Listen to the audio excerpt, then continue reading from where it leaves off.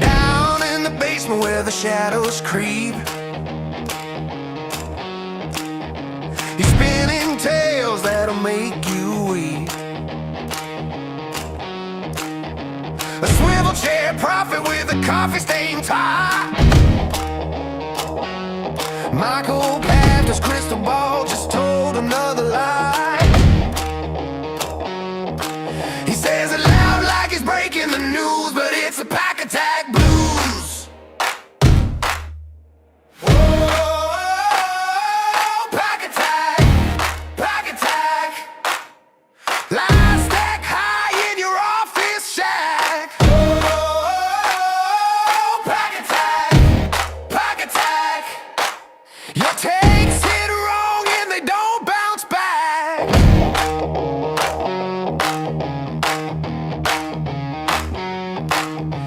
Charts on the wall, but the dots don't stick. He calls the future, but it plays a cruel trick.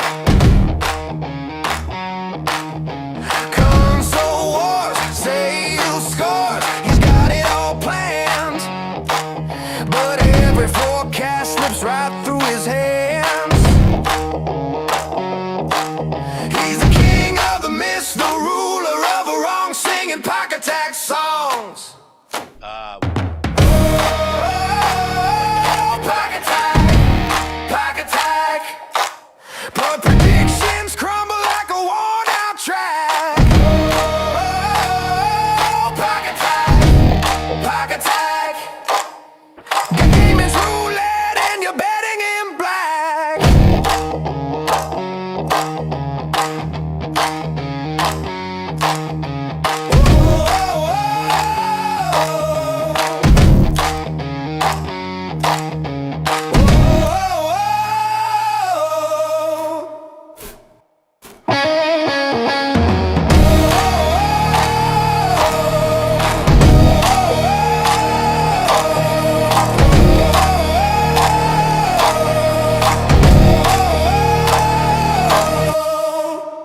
Out here grinding, spotlight shining, neon lights flicker, levels climbing. Gaming grindhouse, the vibe electric, joystick magic, moves kinetic, coins clinking, dreams in my pocket, clock ticking, but I can't stop it. Controller in hand, call it my scepter. Fingers move fast, precision like a vector. Pixels explode, chaos in the frame. I score throne, crowned in the game. Again, in the game, in the game, in the game, in the game, in the game. This is really cool. Gaming grindhouse, playing mash symphony, hands never time out. Out grinding, shining, no rewinding. Out here grinding, my moment's blinding. Caffeine veins, I'm wired to the core. Enemies fall, their HP no more. Joystick warrior, reflexes supreme. Sweat drip slow, I'm chasing the dream. Glitch in the matrix, I'm the debug king. Every round a victory ring.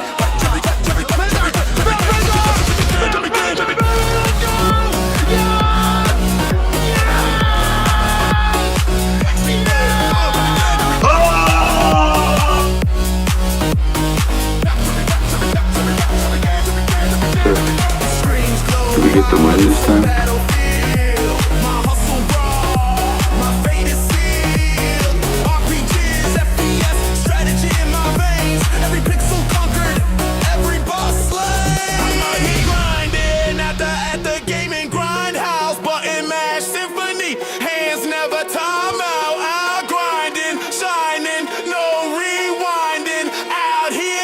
I think it's time we try something new.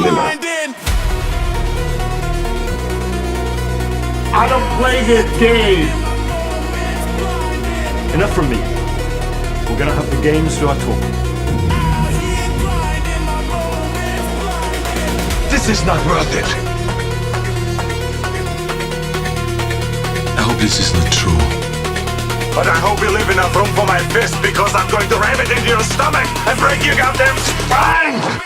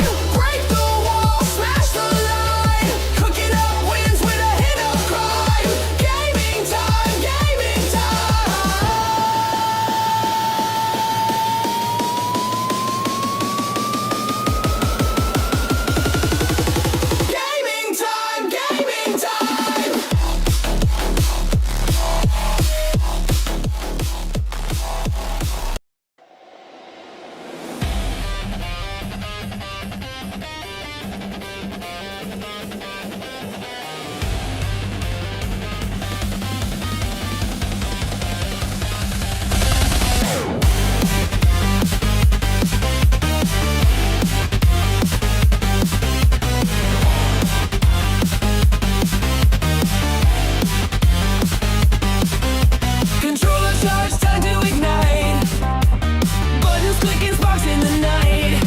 Cold flowing veins, it's a digital fight. Who needs sleep when the game's in sight? Pixel blades and endless lore. Heart pounding, smash the store. Game time calling, can't ignore. Xbox, no, do that. It's gaming time, break the chains.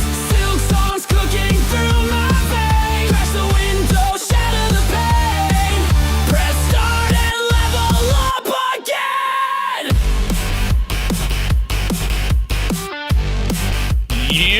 Yo, what's up, grinders? How you doing? Yes, the Grindhouse is open. Oh, man, hope everybody's having a good week out there. Let me check. Oh, move my keyboard there so I don't get that feedback. Oh, goodness gracious. How's everybody doing out there? What a week. What a week. Man, oh, man. Woo. I know. I got to update those lists. I know. It's been, hey, been trying to hang in there. I'm only a one-man show. A one-man show. I need a producer. I need to be growing. Let's talk about Game Pass a little bit more, since that's I need growth that for Microsoft. How many subscribers do we have now? And Phil, answer the question. Like a really good deal for the consumer, but what about the Microsoft investor? How is this a moneymaker for Microsoft? Our last public number was 25 million subscribers that we've talked about. We get an update? Not right here, but we don't have the Phil Spencer problem not growing, man. We're growing too big. One-man show. What's up, everybody? How you doing? Hit that like button as you come in there. Yes, the Gaming Grindhouse, we're open today. Sustainable growth. That's right, Josh. How you doing? Josh is in the house. We got Jay Shep. We got Curse Kane. Shout out to you, man. It was a great doing some hell diving. Check that out. The gaming grind that we did. Curse Kane, we had some couple of people in there. We had some helping out Xbox Boot Camp, helping out a bunch of people. Man, they're horrible. They don't know what they're doing over there. I don't know. They're trying to play it like Halo. They're like, "Where's Cortana?" I'm like, no. Cortana's not here. Go ask Halo Studios and Arnold over there where the hell it is. I know we're working. He's like, I don't know. We're working on the new Halo movie, the Halo game. The 343 is gone, and now I'm the new boss of Halo Studios. I'm using the new Unreal 5 engine. Shit space is now gone. Yeah, go talk to that guy, ask him where Halo is, because I don't know what's going on with Halo. Franchise IP death over there, over at Xbox. They don't know what to do.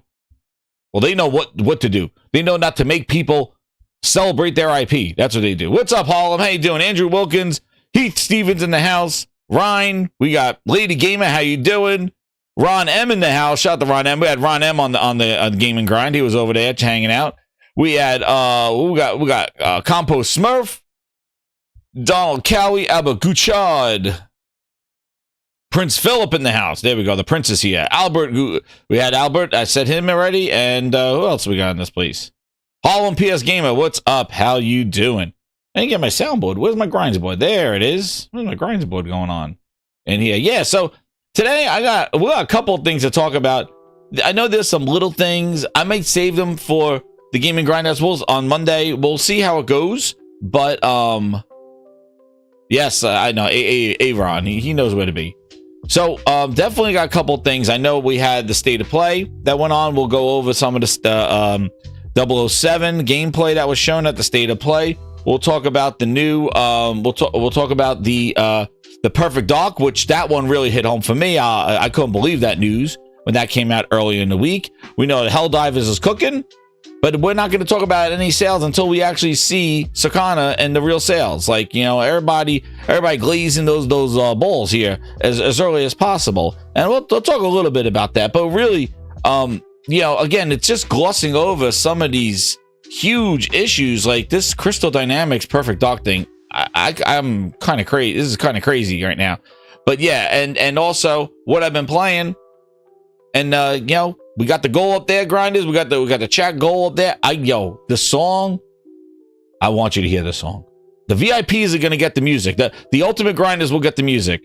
But for you guys, if you want to hear it live, then this song that's coming up, IP Graveyard, I'm telling you, you're gonna want to hear it. It's gonna make you have a good weekend. I'll tell you one of those things. That's all right. What's up, Compost Smurf? Yeah, it's gonna make you have one of those. It's one of those songs you're gonna be like, I gotta play that. Keep playing that song. It's a new Grindhouse banger. I'll tell you, IP Graveyard. You can guess what it's about. And then we also got our VIPs. We'll get a new song there, but also I'll do a game and grind. Like I want to do some more game and grinds here. So definitely we hit our goals. I'll be doing some streaming there over the weekend and leading up to the game and grind house as well. So like everybody likes to hang out in the game and grind. We play games. You know, I make it entertaining as possible. I have a blast sometimes, and it's really a lot of fun. So I encourage everybody to check out the game and grind. It's basically I put on a microphone. And basically, I go play games, and we just talk. You know, grinders come in. We do some multiplayer. Sometimes you just watch. We make up stories. Phil Ness is always in the game. There's always some Phil Ness going around there. We have scenarios. It is fun. It is parody gaming at its finest, and it's off the cuff. I don't know what's going to go on, but it is a blast. So definitely check out the game and grinds over there. So that's what those are. So they're basically just like podcasts, except I don't have the incredible soundboard and music that I may have access to because I'll be cooking over there. Oh man, Compost says we need a big ET hole. Time's almost up for a lot of people in the industry, dude. What? Late again? Nah, no. Janky Jones DLC? Yo. I got, you know what?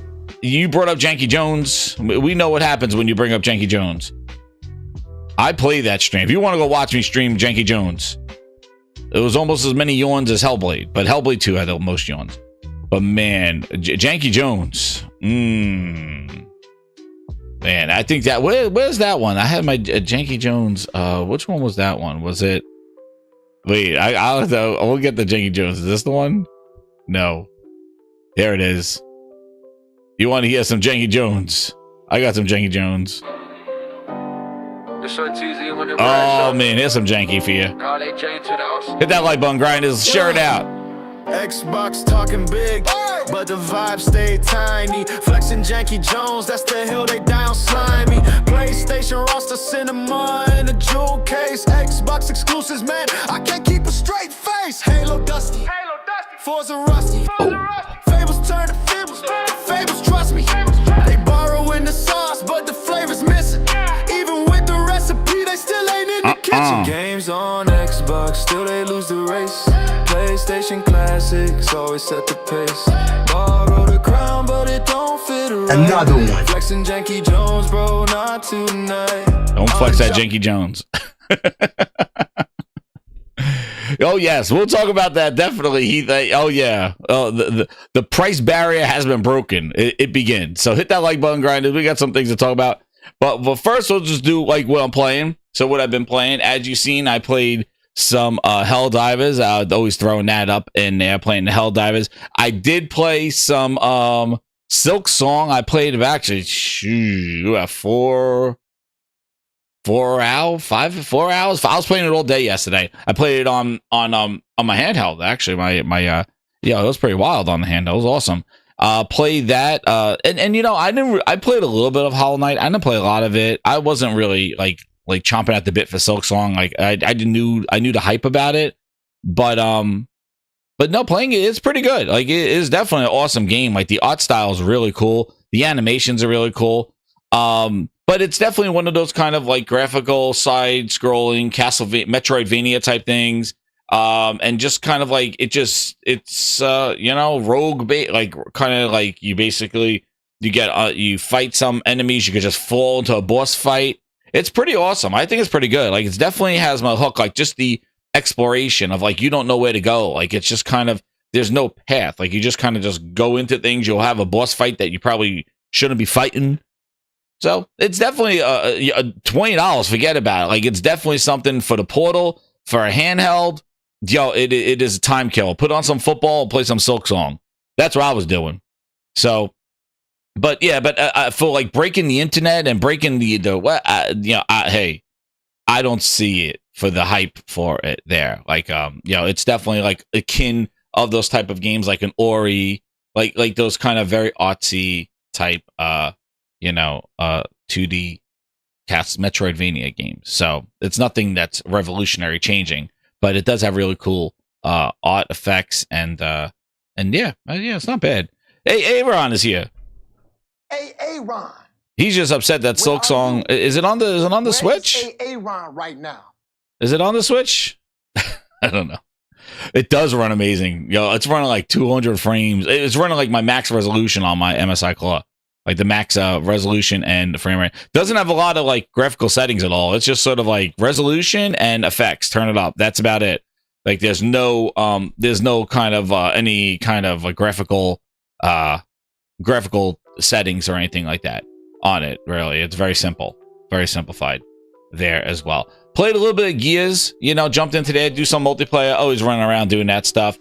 Hey, it's Gears. But yeah, the whole thing, I know I talked about it last week. I know it was on vacation and then people on vacation and then I wasn't feeling well. But like, the whole handoff of Gears and Helldivers, it still continues. But I definitely see a lot more people talking about Helldivers too, as opposed to Gears. Like, I would think that Gears on PlayStation, like that is a huge franchise. Microsoft's the franchise. The reason why people bought 360s. That is their biggest franchise going on a PlayStation. It seems to be kind of deflecting like, oh no, but Helldivers, look how good Helldivers 2 is doing. And it's like, yeah, but Gears is on PlayStation.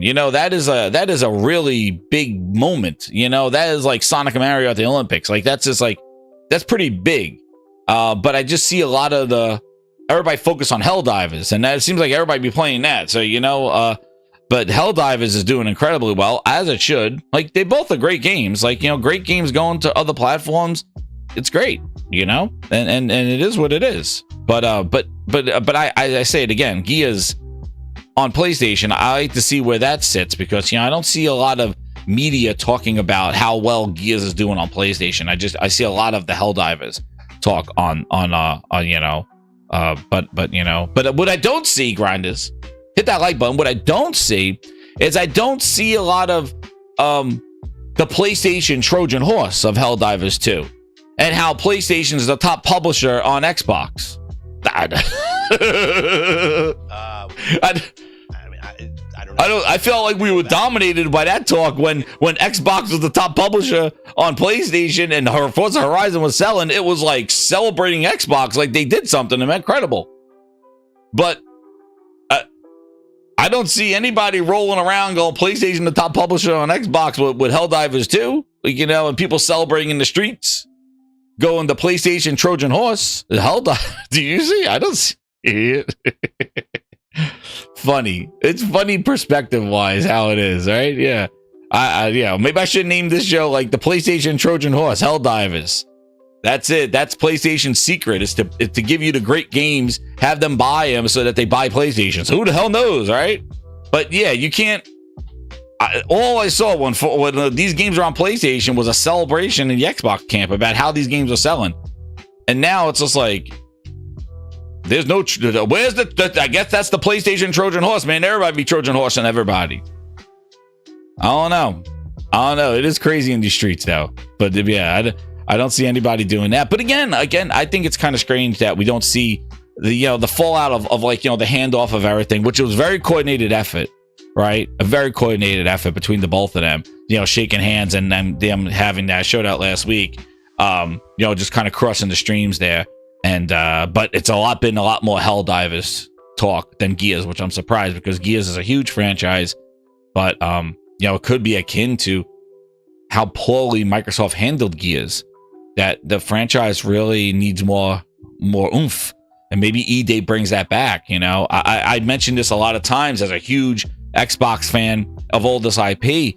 They not only did they lack their games over the course since 2017, but time after time they hurt their franchises.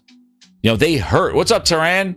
They hurt their franchises. Again, Halo, they got to rebuild it. They got to come back strong. Gears, Kate story, Unreal, Gears 5,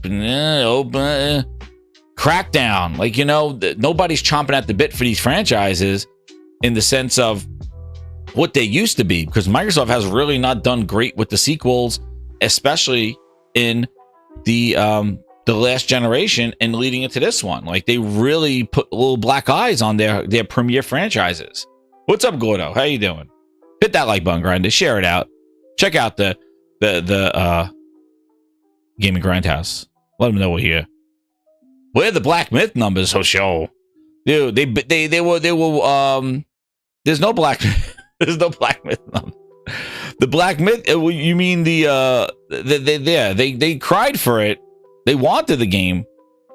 And now it's here, and they're like boycotting it. They're like the performance stuff, and it's not super great on the S. They're missing trees again and missing foliage. Like maybe it was a technical limitation, and we've seen this so many times before, where these games come out on PlayStation and PC first, then they cry about it. Oh, you're skipping Xbox. Why are you skipping us? Phil Spencer told us this is the future.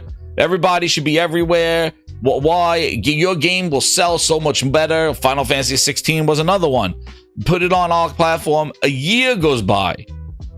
They claim about the money hat. And then the year goes by. More years go by. And then it finally comes to Xbox. And it doesn't run well. It's missing things. And it's like, you would think all that extra time, it will be like the Game of the Year edition, like the best place to play, having it later on. And if you remember back in the day with the OG Xbox, like, you know, when games came out on PlayStation 2, they were kind of underpowered and stuff. But the Xbox, that extra time made that extra power be utilized.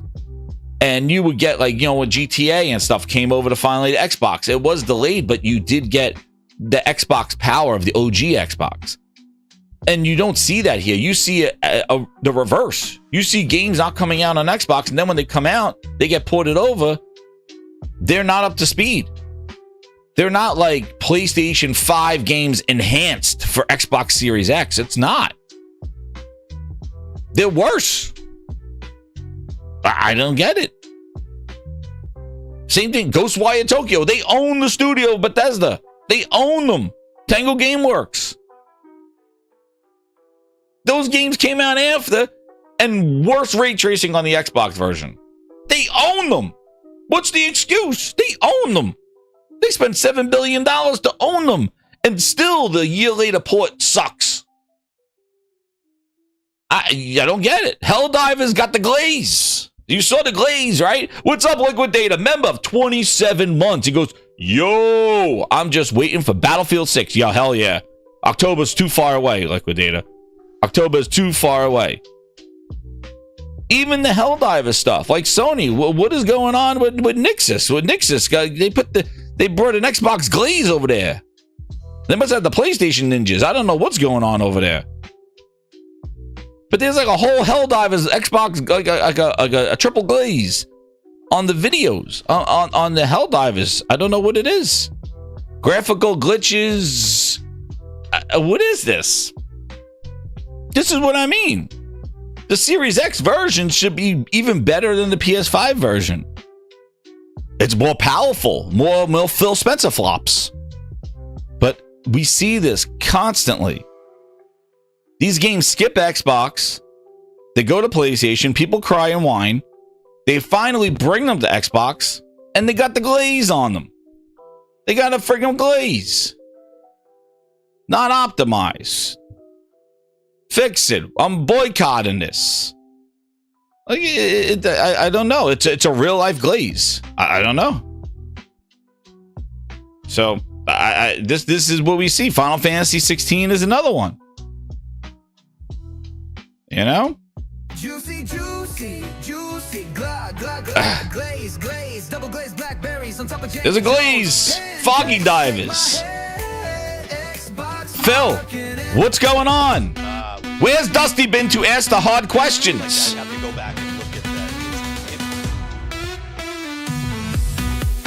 Where is the hard questions, Phil? Our Xbox Raw. What about our Xbox?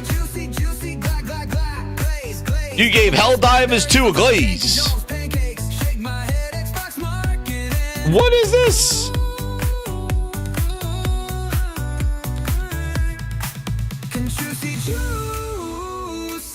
Glaze Divers.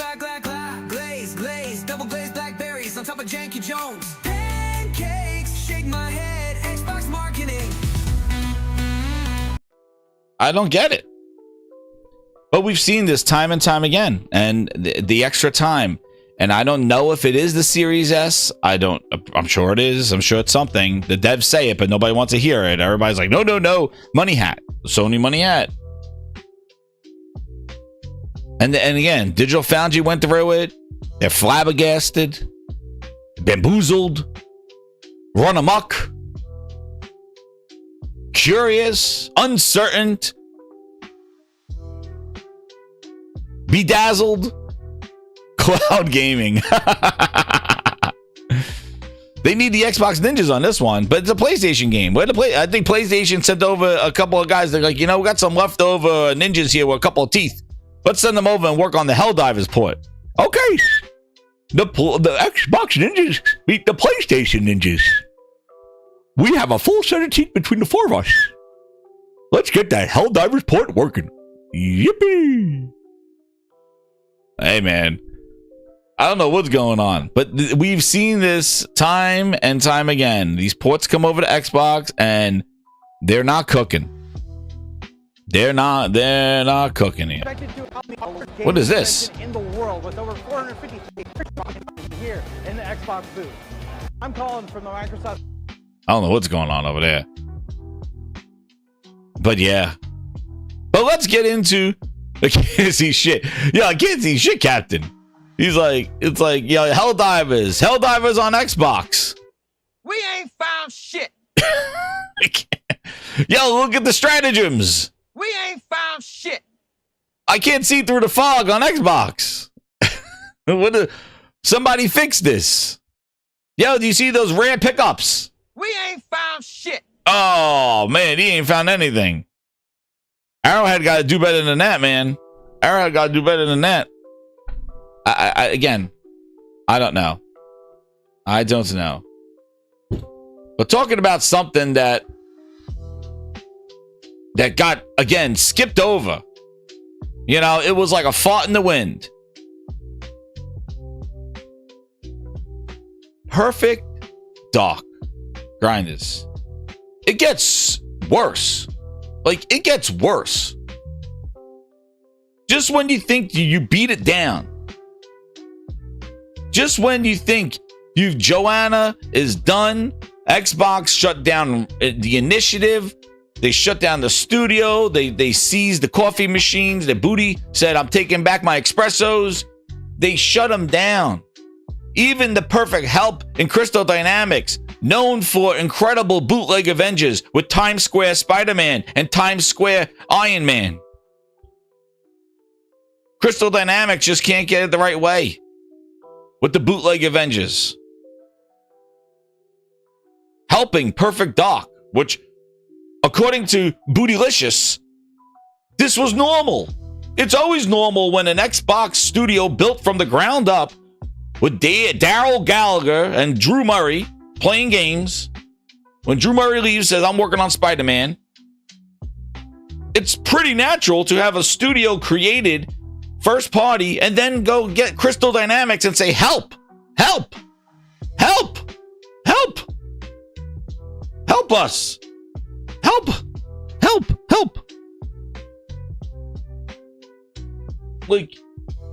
This is what we're doing here.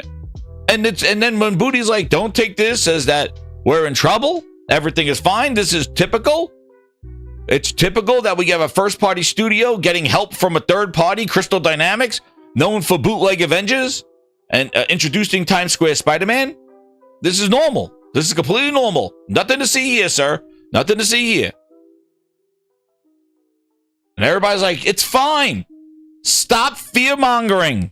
It's fine. Bootylicious said it's fine. He says the first party studios always party with Crystal Dynamics. They do this all the time. There's nothing to see here, Bootylicious said. And then they show the trailer. It's perfect. Then they show the gameplay. And then Phil Spencer goes, Handheld? Yeah. Shaggy was there interviewing him. He was like, no, that's real gameplay. Right down the street, Daryl Gallagher was playing it. He showed everybody it's real. And then a year later, it's gone. Belly up. Shut down the studio. But just when you think Microsoft has hit the low of canceling the game, just when you think they're low, it gets lower than that. And what do you mean it gets lower than that? Well, what happened is that after they shut this down and the initiative was done, Crystal Dynamics had a game. And they were looking for somebody else to help them finish it. To finish and complete Perfect Dark. And what happened was that Crystal Dynamics went to try to move the game to Take-Two, because hell, if billion-trillion-dollar company Microsoft can't fund the game, again, nobody talking about this. Nobody, everybody just glazed over this like, oh yeah, whatever. Perfect Dark's in trouble. See you later, gamer. Hit that like button, everybody, on the way out. It's okay. So, Crystal Dynamics wanted to finish the game. And they went to Take-Two. Crystal Dynamics, Shreya with all his stuff on here. Crystal Dynamics was forced to cut staff and abandon Perfect Dark after failing to find a funding partner following the game's cancellation. So the $1 trillion company, all those guys that their nipples are pursing their screen because they love Xbox and the money that Microsoft makes, and they relish in the money that the $1 trillion corporation is making, and they're happy. Well, Microsoft gets a cut of that, and when they sell it in that store, they get a little piece. Phil Spencer gets a little ass. Everybody gets this, and they all count in the 12 degrees of Phil Spencer. That's what they do. Let's do a goddamn show and talk about how Phil Spencer makes money. Because that's exactly why you do this, right? You play games because you want Phil Spencer to make money. So instead of the 12 degrees of Kevin Bacon, they do these shows where they talk about the 12 degrees of Phil Spencer. Phil Spencer, what do you guys say about that? They're like, let's talk about it. Well, Phil ships the game over there, and then they pay the Steam, and then Steam has to give a little piece to Phil, and then Phil makes a little bit of money, and then woohoo, and they all clap because Phil makes money. They're like, but wait, that game was shown at the show in Phil Spencer's Xbox booth, so they had to pay for the space for the booth, and then Phil got the check. Phil made money. The 12 degrees of Phil Spencer. As long as Phil Spencer's making a buck, all their nipples are hard. That's all they care about. They love the Microsoft money. Cha-ching. What's up, Ron M with the VIPs? Get us started with the VIPs. I'm going to give out some VIPs. Woo! Mike, Arcade Andrew, Toolman. Let me upload those VIPs in the house. Oh, crap. There we go. Now we're cooking. Now we cooking. Get some of that music. Let's go.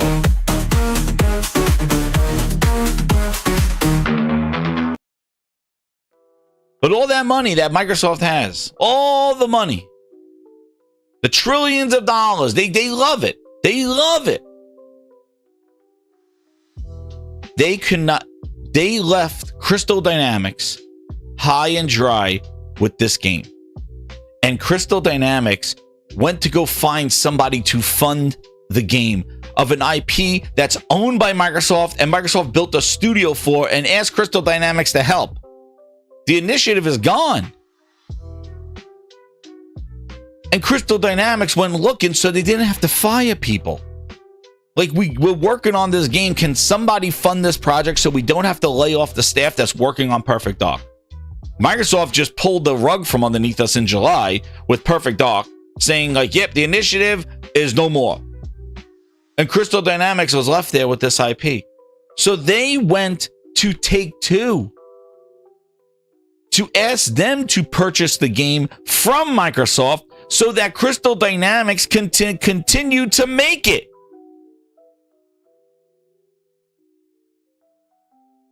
Like, this is crazy. This franchise that Phil Spencer and friends and Microsoft believed Perfect Dark and Joanna Dark needed to exist because the initiative was created to just make a game. And it wasn't until like 3 years later they determined that that's Perfect Dark, a Rare IP. When Rare is sitting there making Sea of Thieves updates and brushing their buns with honey.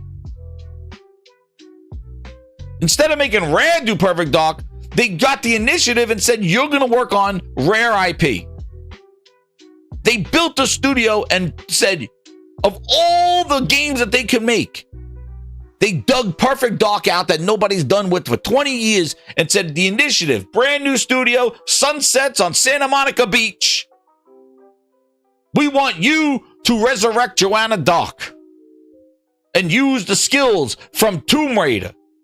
And then when that didn't work out, they said Crystal Dynamics, who made Tomb Raider and the bootleg Avengers, Times Square Spider-Man introduced, you help them.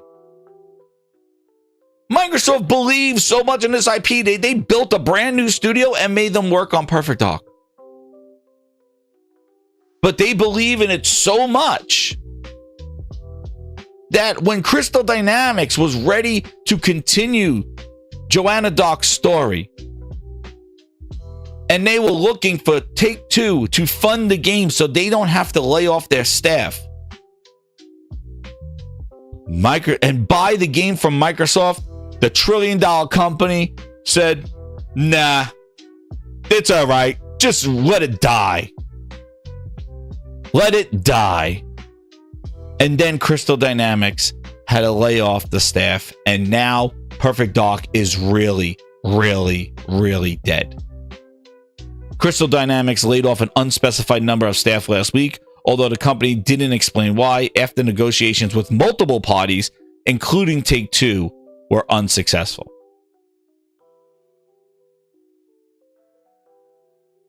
There you go. A potential deal from Take-Two to purchase the game from Microsoft and fund and publish it collapsed due to disagreements over long-term ownership of the Perfect Dark franchise. Microsoft wants to hoard IP.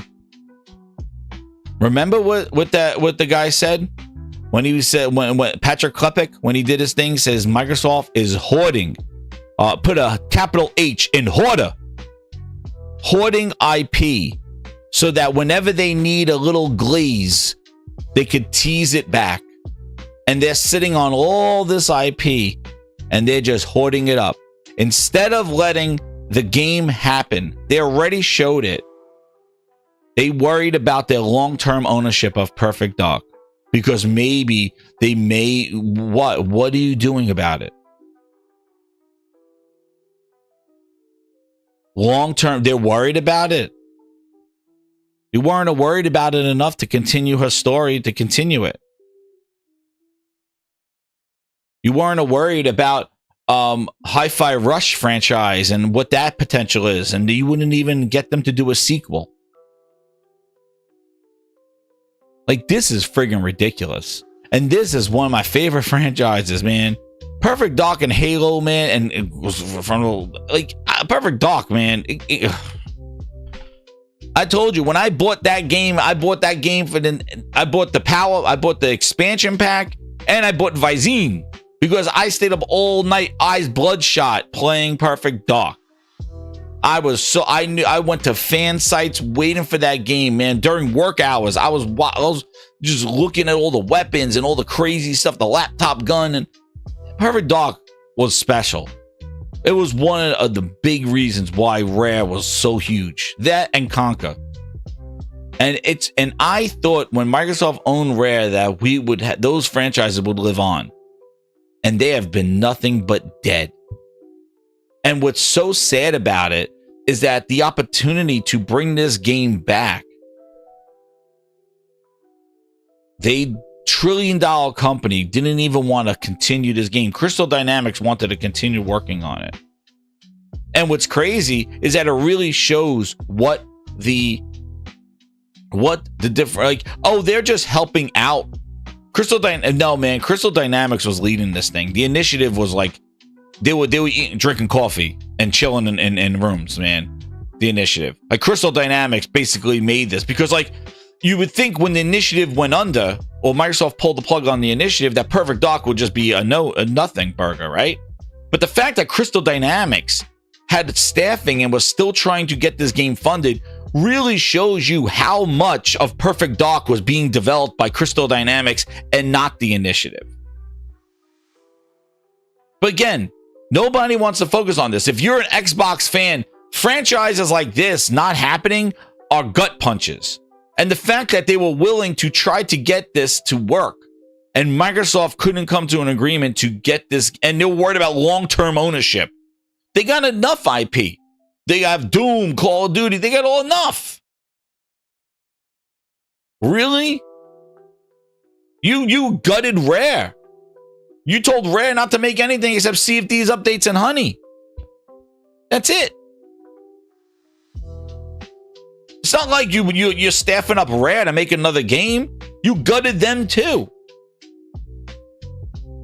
And instead, the long-term ownership of it. So Jason Schreier wrote the article about how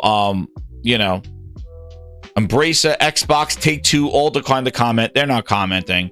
Perfect Dark announced in 2020 was planned for a reboot of the series, which debuted in 2000 for Nintendo. Shows you the 20 years that Microsoft owned it. They did nothing with it. Oh my God. They made the 360 game, which was supposed to be a GameCube game when they bought it. No, they're not true Xbox fans, PlayStation Sweden. They're not. Because if they were, these are the kind of things that they're like, yo, this is some bullshit. What's going on over there? Just like all of you, like when Sony cancels a franchise or doesn't do a franchise, the pitchforks come out. People don't make excuses like, oh yeah, like, oh, it's good. I saw people going, oh, it's going to suck anyway. Are you kidding me? Because, yo, your nipples were coming through the podcast when that shit was shown. And now, like, oh, yeah, they're going to mess it up anyway. Oh, but check out Helldivers. It's like, what? Yo, man. Phil Spencer making money. Xbox top publisher. That's what I mean. In the search for W's, all they get are L's because they're not looking at what benefits them as a gamer. They care more about the bullshit about how Phil Spencer makes money, and that gets them all excited. So they turn on their Xbox, they hear the bling, and they go, oh, Phil Spencer's making a buck. Yeah, let me go put it on my show. It was on their roadmaps for years. Undisclosed game, and then now it's like, oh yeah, whatever. You saw, dude, I feel like this article, I feel like something like this just happened months ago. The way everybody just kind of glazed over, and it's the Mothman himself, Jason Schreier. Like, this wasn't some, like, what I heard was in a Discord chat room. This is Jason Schreier going around Mothman ready to write another book. And people was like, yeah, whatever. Oh, that's all right. It was dead anyway. That's all right. Game Pass is great. And if you bring up concerns about Fable, oh, it's fine. Just like we heard about this. Bootleg Jazz will be talking. It's fine. Fable's doing great. Just for a little polish. Polish these balls. I can go directly to Black. You can polish these nuts. Delayed for polish. An exciting life now. Breakfast to go. You're gonna love my nuts. Watch this. You can do everything. Yeah, you can polish these nuts. That's what you can polish. Fable delayed for polish. Yeah, that's why. Oh, we're gonna be at Gamescom. No Fable. We're gonna be at the showcase. No Fable. We're at Tokyo Game Show. No Fable. Oh, but it was just delayed for a little bit of spit shine. Yeah, my balls were delayed for spit shine. Get the hell out of here. Yeah, it was just a little bit of polish. The Redfall was delayed for polish too. Oh shit. Life now. Breakfast to go. You're gonna love my nuts. Watch this. You'll love my nuts. They come in there. Warwana with the 2, he goes, Helldivers 2 sold well on Xbox. What game is put in next? I don't know, Warwana. But the PlayStation Trojan horse is in full effect. It's in full effect. The PlayStation Trojan horse, they got them. They got these Xbox guys by the balls. There you go. Warwana, I want you to go celebrate in the streets. I want you to go tweet out, do your shows, talk about PlayStation as the top publisher on Xbox, please. We got to celebrate this. Fucking, we got to make some s'mores and a campfire. Our job is done now. PlayStation is the top seller and publisher for Xbox. The Trojan horse is in full effect. This is what we should all be celebrating about, because this is what was celebrated when Forza showed up on a PlayStation store in the ass end of goddamn April. We should be, that's it. Mission complete. Our job is done. Totokiness in full effect. Herman Hulst, you retire. Greatness. It's over. The Trojan horse and top publisher. What a year. Wrap it up. Ghost Yotai, we don't want to play Ghost Yotai. It's done. It's over. The Trojan horses have been Trojanized. We got to play the 12 degrees of PlayStation. How is PlayStation going to make money in the store and this? And I don't give a shit.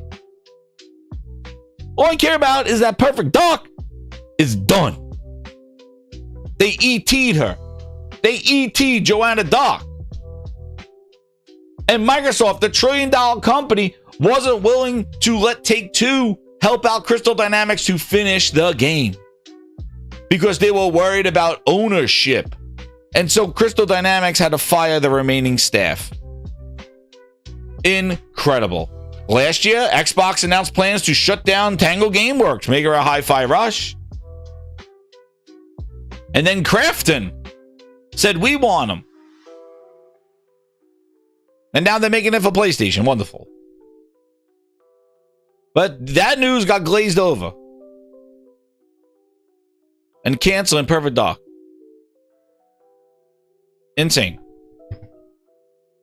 Insane. How quickly we move on. When this game that was on roadmaps for years, they showed it last year. And what's crazy is that they just showed the game. After waiting since 2020, when they showed a trailer, they finally showed the game 4 years later, which was on rails, or it was some gameplay, some finesse, all over the place. Xbox, no, Fildes. Well, and then,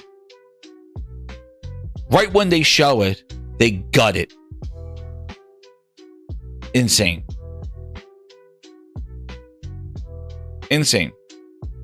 And it shows, just like with that Microsoft cannot ship a friggin' game. They can't create a game. And we'll see what Fable does, but that's another game that has a question mark on it. Oh, it's still delayed for polish. That's why we're not seeing anything about it. Like, you see how games are shown, right? You see. And Rare, yeah. But you've seen how games shown. Like, you see even what we're going to see now with 007 First Light. You see with Ghosts of Yote. You see how you keep seeing more and more of the game as it starts releasing. You see more. Borderlands had the state of play. You see more and more of these games as they approach release. You don't see that with Xbox games. You don't. Oh, it's on track. Just delay. You don't see it. Starfield, you didn't see anything until right before it released. It was like, yep, and they were shutting things down. Another game, Starfield was supposed to be the game of the generation with annual content. You know what this year's annual content was? A tweet saying, we're working on the game, more to come. That was your annual DLC for Starfield this year. Last year, it was shit in space, which was the worst DLC. Now, this year, when you're supposed to get the second expansion to Starfield, you got a tweet from their studio person, who I never heard of before, saying, we're working on it.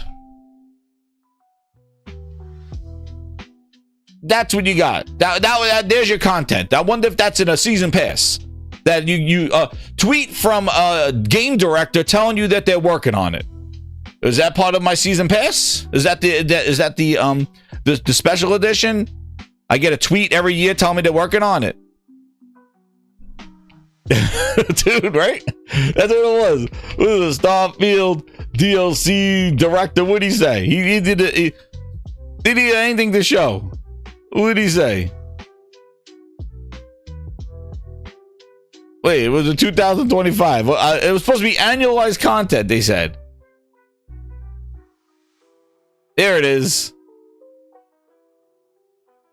There you go. They were supposed to get it annualized, and here, and the September comes, and here you go. Lamb mentioned free updates, a new DLC story, and features players been asking for. It's only been 2 friggin' years. We have some cool stuff coming, including free updates and features players have been asking for, as well as new story DLC. I can't go into all the details just yet, but I will say part of the team has been focused on space gameplay to make the travels more rewarding.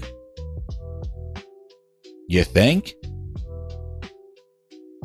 You think the fact that you can't even land on the planets from space? You shoot a couple of people and then you do a load screen to get into the planet? Really? Okay. We're also adding some new game systems and a small delights. Yo. No Man's Sky ate your lunch. Starfield face down, ass up, added to the ET hole. What the updates that they have done in No Man's Sky, what they have done to that game for free.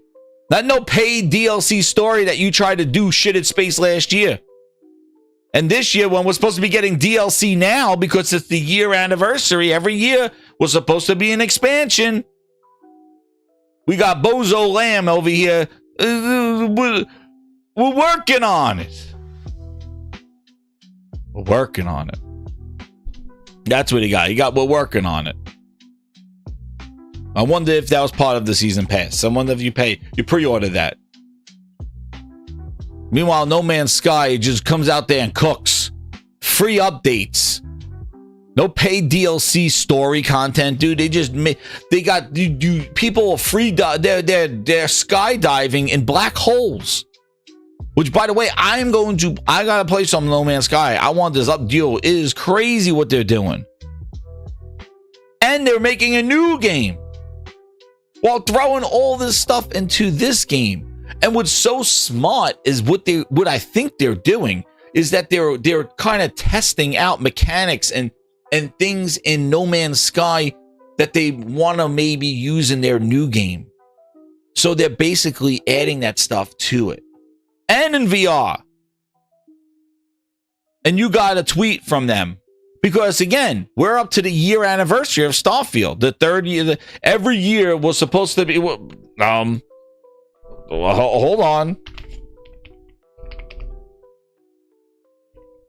Remember?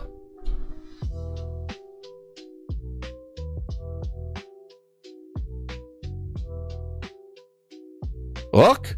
Here we go. Starfield shit at space DLC won't be the last of Bethesda. Plans of annual expansions. There he is. Good old Uber driver Todd Howard. I would say more or less how it's applied. Plans to release annual story content to answer the game's many mysteries. How long that continues, hopefully for a long time, but we're planning for one after year of Shattered Space, so there'll be another one. I don't know if our goal is to answer every question, but annualized content. So we're coming to the annual one, and no preview, wasn't at Gamescom, wasn't at the showcase. We're working on it. We're working on it. What did I say? Like, you don't see any lead up or any hype. But we got our Xbox Rock Ally. Hit that like button. I don't think it's Starfield, dude. No, what's crazy is that shit in space made Starfield worse. It was the worst DLC. It was horrible. It was the worst. It didn't fix at all. Like Halo's 10-year plan, right? But they said the annual content. Delete for polish. Who the hell knows? But there you go. But this is what happens when but they won't do anything with Perfect Dark. But this is what Microsoft, $1 trillion company. There you go. And then you just look at No Man's Sky and what they're doing with that. Craziness. Now that was supposed to be Starfield, the game of the generation. Will it be exclusive? Will not? Are they getting ready for us to glass behind the PlayStation 5 version? Is that what they're doing? Are they making sure that, because that's another funny thing to kind of bring this back to what I was saying is like, when these games go to PlayStation, these Xbox games, they are running pro enhanced. They got all the DLC. They got the adaptive triggers. They got the all the DualSense features. They are better coming later to PlayStation. But when you see games go from PlayStation to Xbox, they get worse. They get the glaze. They get missing trees. Phil the Lawnmower Man Spencer taking out bushes. And Digital Foundry is bamboozled, flabbergasted, unsure, uncertain, uncircumcised. Oh, pause. Never mind. They go. My nuts. What happened? You can do everything. When it goes that way, but when it goes to PlayStation, oh man, give them the enhancements, give them the performance modes, give them the graphical updates, give them the adapted triggers, give them the support. Oh man, cook them, give it all. Craziness. But when it goes the other way, what's this fog? The shadows suck. Wukong has no global illumination. The Wukong.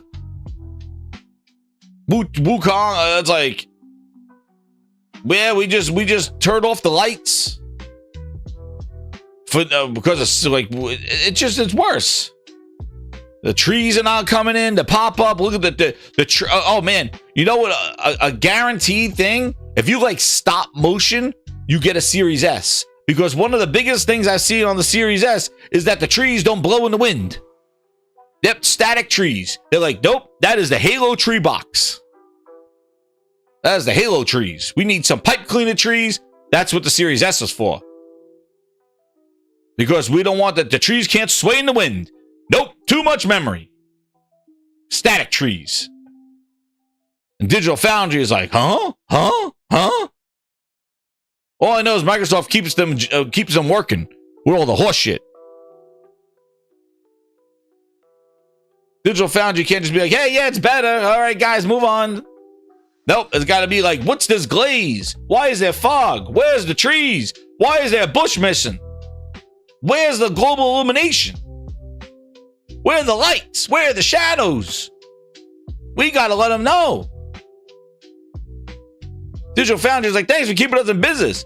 Because Microsoft, it should be easy. 5 years in. It should be like port to Xbox. Yep, it's the same game with a couple of little bit enhancements. We're good. Even their own games like Sea of Thieves, missing leaves in the distance, missing trees and bushes. I don't know what's going on, but Xbox, Microsoft, for being green, they hate themselves some trees, bushes, and grass. They hate the greenery. It's tough being green. I don't get it. Xbox green, man, it does not mean trees, bushes, and shadow. It doesn't mean it and grass. That shit's always missing. Always missing. So then, grinders, let's go to our next one. Hit that like button. Hit that like button. We back in the Gaming Grindhouse. We back. Over 125 people. You hit that like button, grinders. We're on our way. So, the next thing that came up this week. Too much green on the screen. That's right, Josh. The next thing that came up this week was the state of play. 007 Bond. James Bond. So, Sony had their state of play and showed the deep dive gameplay. Yo, man, I saw some screenshots of Yote. Oh, that's another thing. Yote already getting handed out a month in advance for reviews. So just be careful in the streets to make sure you don't get any spoilers or anything like that. But I saw some people sharing a screenshot, man. Yo. The lushness, the draw distance. And this is what Sony does, man. This is what PlayStation has. They know, man. They'll drop this thing and it's going to be, you're going to play Ghost of Yote and you're going to be like, oh, this is what you're like, this is what I came for. Tell me this is what I'm waiting for. Like, it's like, that's what happens. They drop one of those things because, like, they drop something like that, Ghost of Yote, and you're just playing, and you're like, there it is, the peanut butter and jelly, the DualSense, the PlayStation, the Pro, Yote, and you're in gaming euphoria. And that's what happens. And then you just like all this bullshit, all this Herman Hultz ripping his pants, Totokiness, and all this bullshit that's going on, and all of this, and whining, and this, PlayStation this, and this, and that. It all gets erased. And you're in gaming euphoria when you see how this game is running and how it's performing and what it looks like. And I think it's going to happen, man. That Ghost of Yote looks like, it looks awesome. And I think there's a lot that they have not been showing.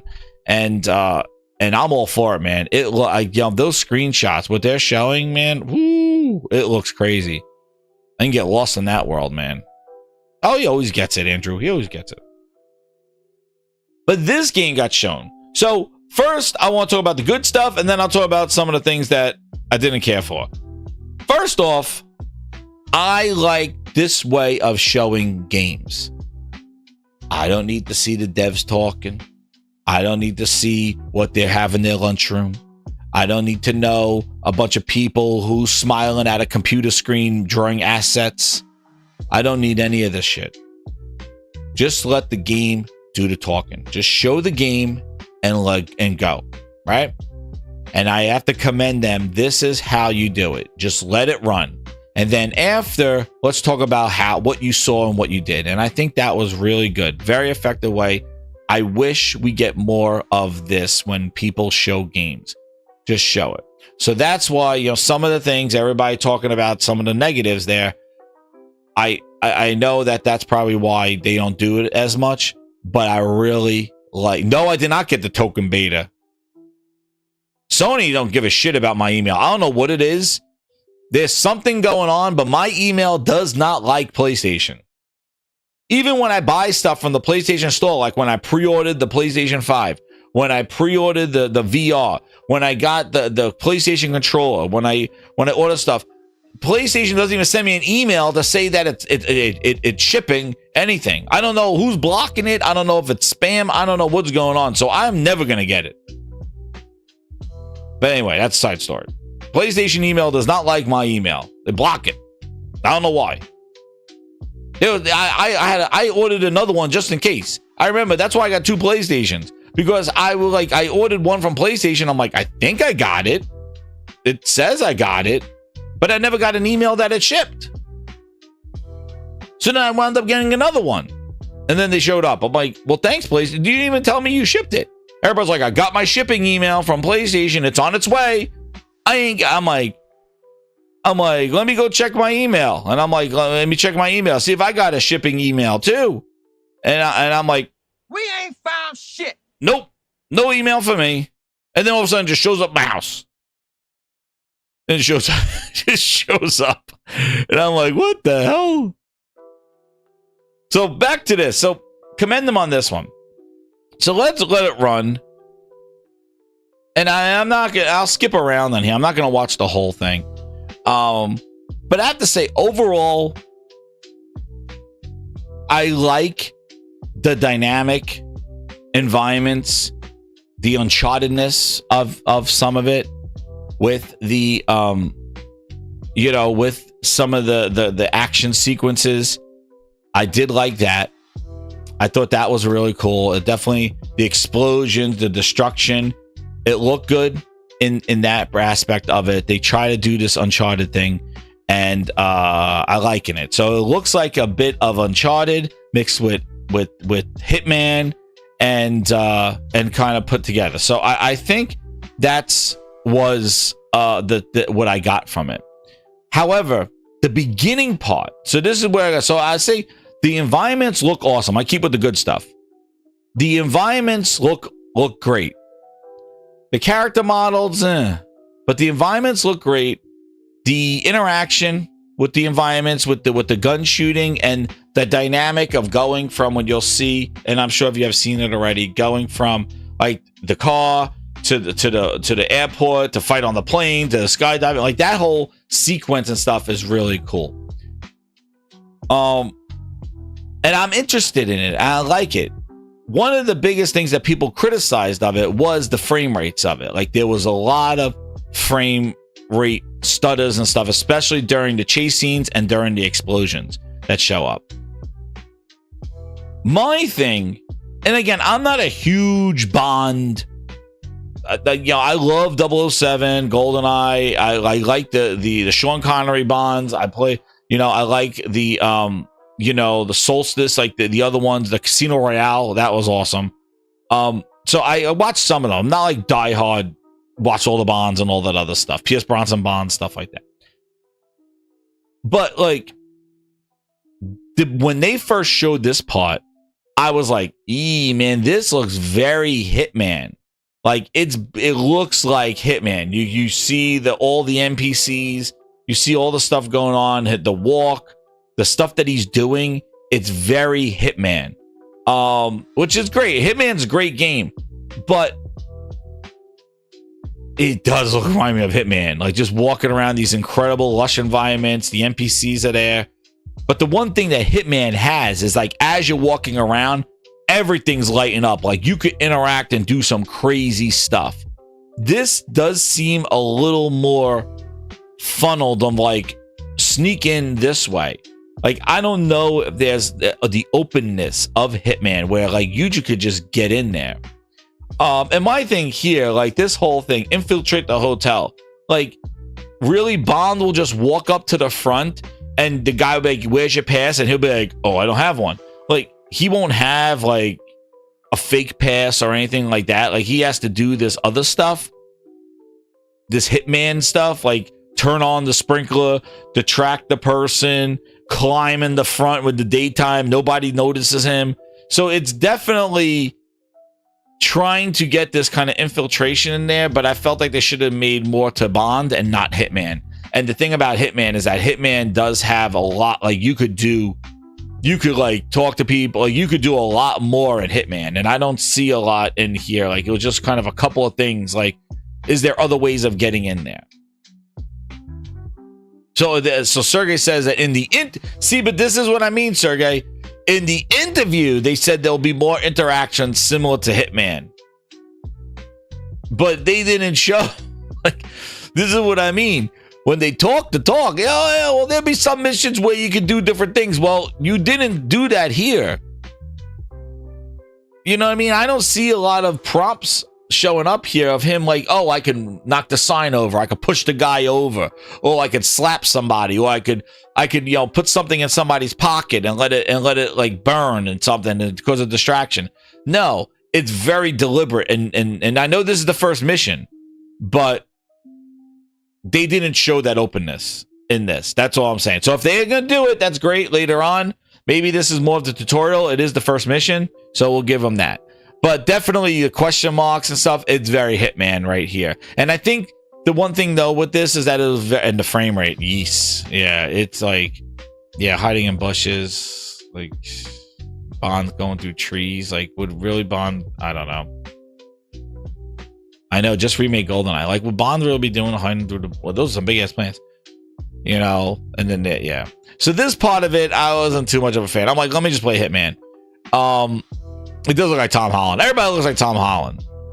But yeah. So lore and all this other stuff. So he's like sneaking in here and all this other stuff. And then yeah, the guy kind of checks a sprinkler. Now I could pick up the key that's just been sitting there. And then now he picks up the lighter, and then he lights this, and then he just climbs around there. So yeah, this kind of was a little rough. But the best part of the whole thing, the best part is this, and nobody was talking about this, dude. He is climbing here in broad daylight.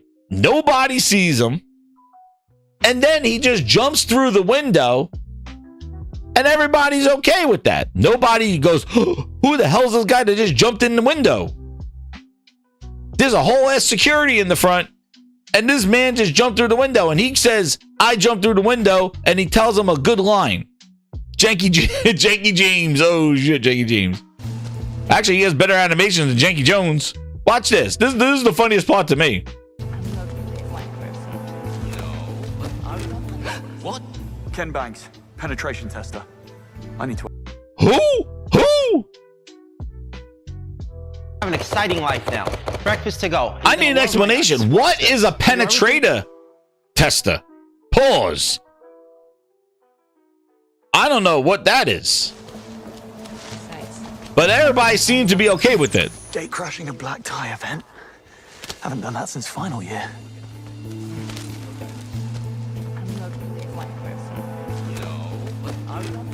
What? Ken Banks, penetration tester. I need to know what a penetration tester is.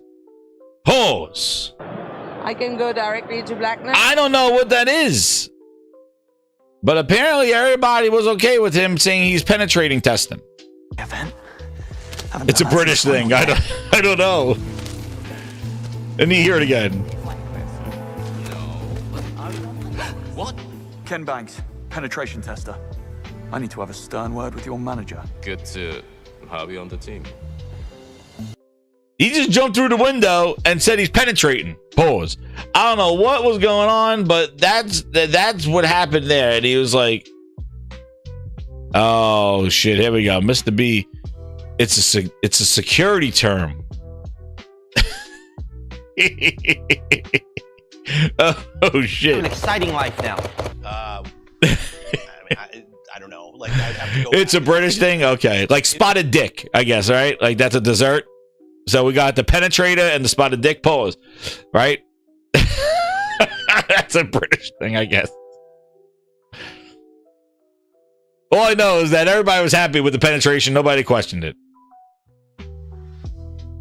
Phil Spencer, what do you think about the penetrator? Handheld? Yeah. Oh, Phil's excited. Hold on. Phil's excited. Indie's the best Xbox exclusive in years, and specifically in 3 years. Oh, he's just saying he's jumping through windows? Okay. Anyway. But yeah, so that was that. So the environments look good. The lighting looks good in here. But this definitely was very slow and deliberate. So we'll see. Again, you know, I don't... It seemed linear, what they showed. Like, it seemed very linear. Like, hey, he's walking there. It didn't seem like he had to get to somebody in a certain way and things like that. So we'll see that...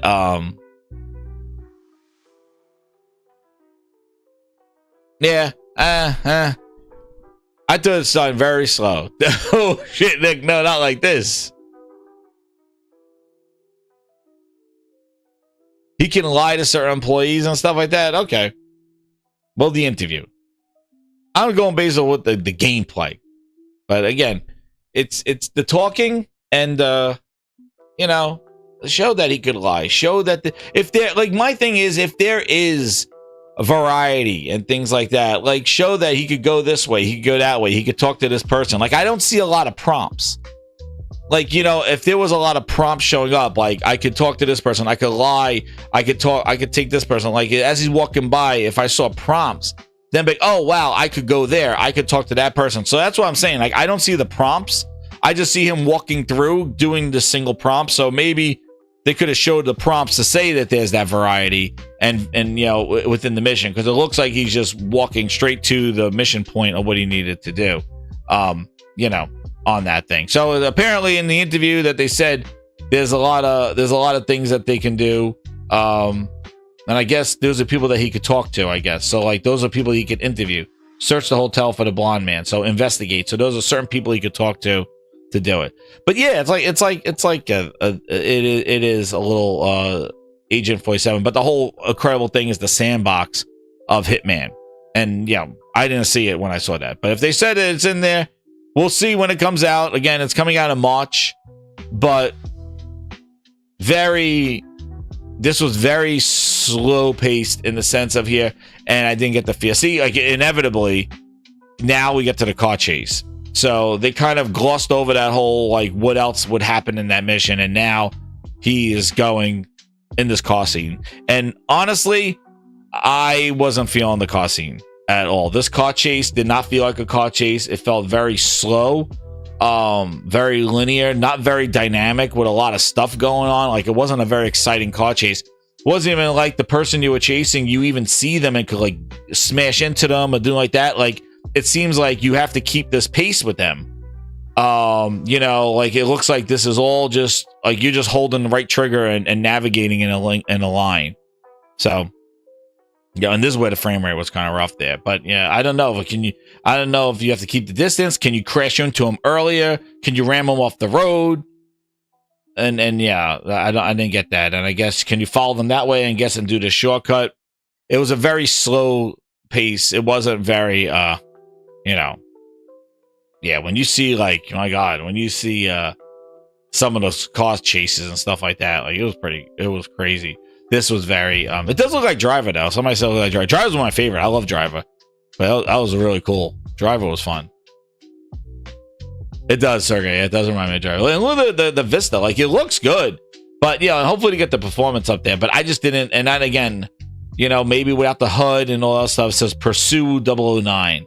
So you know, what happens if you crash and stuff like that? I don't know. What's up? What's up, Thrifty? How you doing?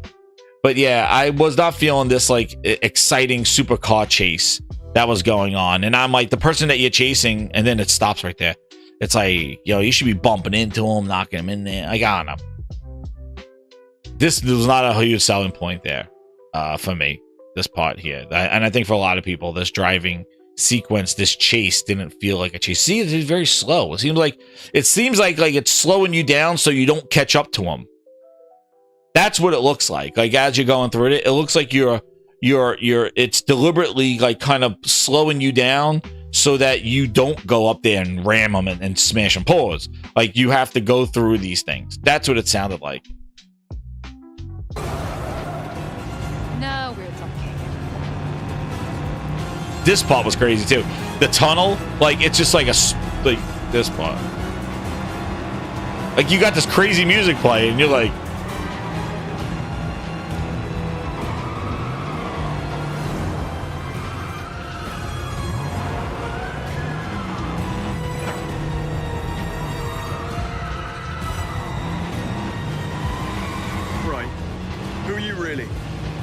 Charlotte Ross.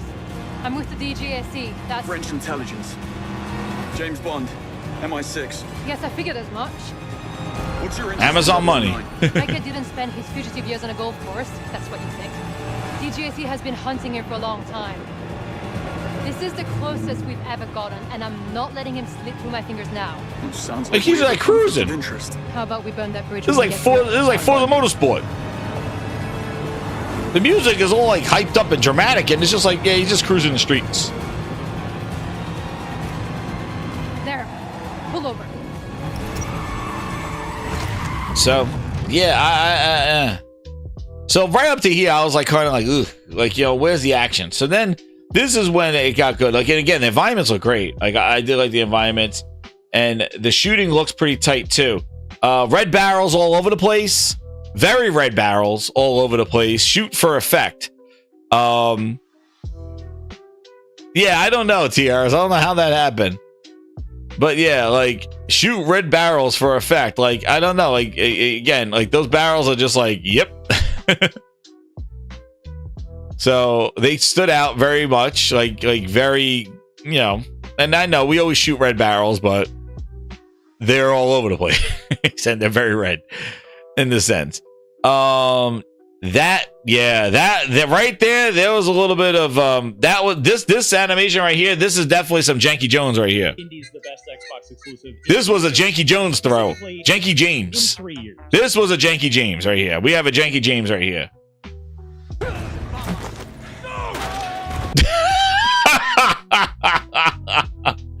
Oh man, Janky James. Janky James. The guy's like, oh, yo, is that a Hyatt? That's a Hyatt extra. That's a Hyatt extra right there. He's like, oh, I'm supposed to fall off now? Yeah, I'm supposed to fall off. Told me you needed a hand. A fall? All right, now I fall.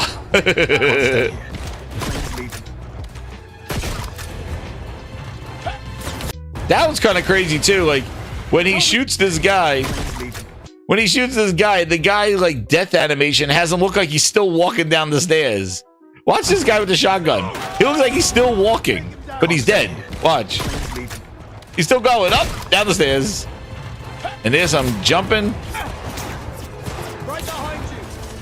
This part's cool. Where he, like, that's pretty cool. If you could do that, that's pretty cool. But I do like the transition. Oh, yo, these guys are sitting right on the big red barrels. Uh-oh. Shoot them up. There goes. Uh-oh, holy frame rates. East. But I like the straight up gameplay, man. Just show it. I like that. The destruction and the explosions look great. I gotta say. Yeah, he throws the gun at him. The Dukes of Hazzard. You. Nah, this part I liked all this part. This was good. I like the, and it shows that he's not stiff. Like he's not a very like it is very loose. And so I do like that part of it.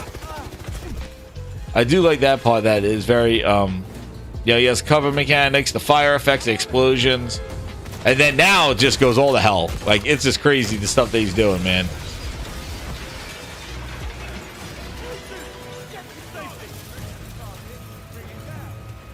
And he's covered in dirt, you know. That is Bond when he just throws like the gun at him. Oh yeah, this is better than Janky Jones, but that was a janky throw right there.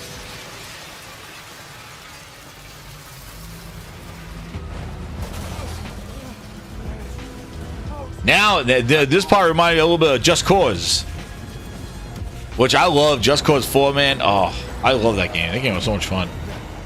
And then he just jumps on that car. So that goes from like a cinematic to he's in the car there.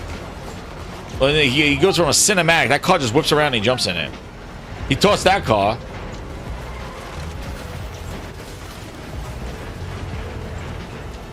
Yeah, this ball looks fun. I'm down for that.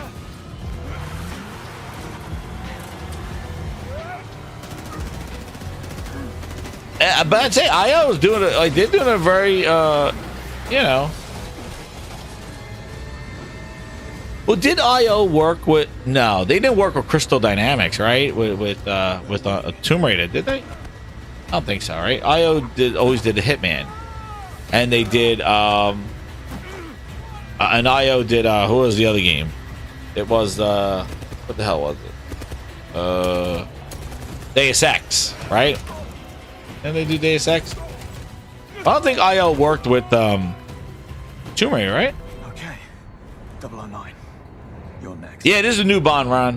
And I thought, out of the whole thing, this part was the coolest part. I know everybody complained about the frame right here, but I thought what was really cool, Deus Ex, yeah. What I thought was really cool was the fact when he does this and he could turn and you could fight and bank the plane as you're fighting. That is really, I thought that was really cool. That is definitely something that's really neat. I like that part. It's flying dark. It's all up to me. Think. Need a way to force it down. If I could access the flight control system. And I am sure they have like, yeah, this part was so cool. The fact that you could bank the plane left and right as you're fighting, that is real. I thought that was really cool. Like you could be just doing this and you say, no, we're gonna bank the plane left, and like everything just starts shifting, and you could crush them. Never a dull moment. I like that. That was unique and cool. But man, it is chaos. And if they get the frame rate going well on stuff like this and get the super smooth, this looks great. So like, yeah, if they get the frame rate on this, like in this game up, it definitely looks like something that's really cool.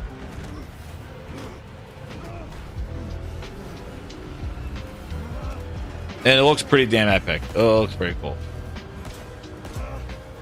So we'll see. It comes out in March. But seeing it again and stuff and watching it again, yeah, man. Popcorn flick, man. James Bond. Oh, it was Montreal. It was Eidos Montreal that worked on Deus Ex and Shadow Tomb Raider. Thanks, Jack. But no, I thought it was a good showing of it. The frame rate, I know everybody was talking about there, but I think it's gonna look good. I think it's gonna, if they can iron that out and stuff, they should. I like that they just showed straight up gameplay, but yeah. So we'll see how they work on it there. But I think the gameplay, the stuff that they're doing, I think it really looks cool. And then yeah, it comes out in March. Nice distance away from GTA and March. So then they got the pre-orders up now. But again, I don't pre-order. I'll wait till they show more of it, because I there's the Amazon money behind this. So I think that this is not going to be the first, this is not going to be the last that we're going to see of this game. I think this game has a huge Bezos payroll on this one. It's franchise. Amazon bought everything Bond, the movies, the games, the show. I think we're going to see a lot more of this. I won't be surprised if we see this again at the Game Awards, a new trailer or a new gameplay. I'm sure we're going to see it next year. So I think we're going to see a lot of it. The question is, do we see too much of it that we're just like, yeets, like enough, so we will see. But we're going to see more of this game. This is not, we're never going to see it's going to go dark.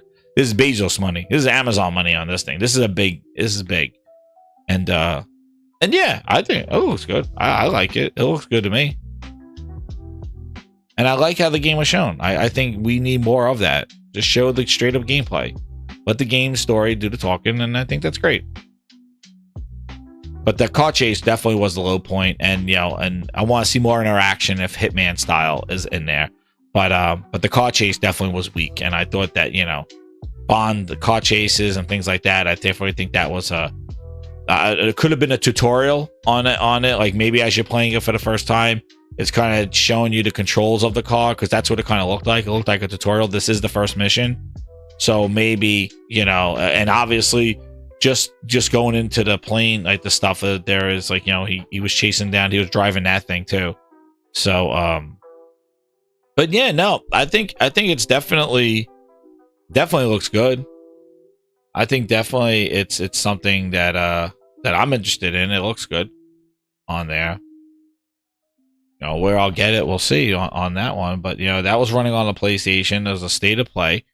Now there's rumors of it. Now, a big thing that came out after that show was that the state of plays, they're not done. And basically there's going to be, and there's a, speaking of Bond, there's a $300 edition where you get a golden gun. But right after that thing, Mr. Henderson did an article exclusive saying that Insomniac Games Wolverine is likely to be at the next PlayStation State of Play, which the rumors are saying that the next State of Play is going to be sometime at the end of this month in September. They're saying that there's going to be, they're saying that according to sources who remain anonymous, all right, anonymous sources, here we go, saying that they couldn't talk about the company plans, but PlayStation is currently planning a next State of Play event towards the end of September. Gaming Mankind, Jeff Grubb said this as well, and other sources revealed that Insomniac Wolverine is almost certainly going to be at the event, as the production of the next trailer has now been completed. If the game doesn't appear as State of Play, then the trailer will undoubtedly be released in the next few months, with the Game Awards being the next likely candidate. So Insomniac Games faced with some issues in development following the ransomware attack 2023, during which employee information and game footage leaked online. The hack resulted in some changes in the game's plans. As of the time of this writing, neither PlayStation nor Insomniac has revealed when Wolverine will be set to release, but fingers crossed the answer awaits in the coming weeks. The game is currently slated to release exclusively on the PS5.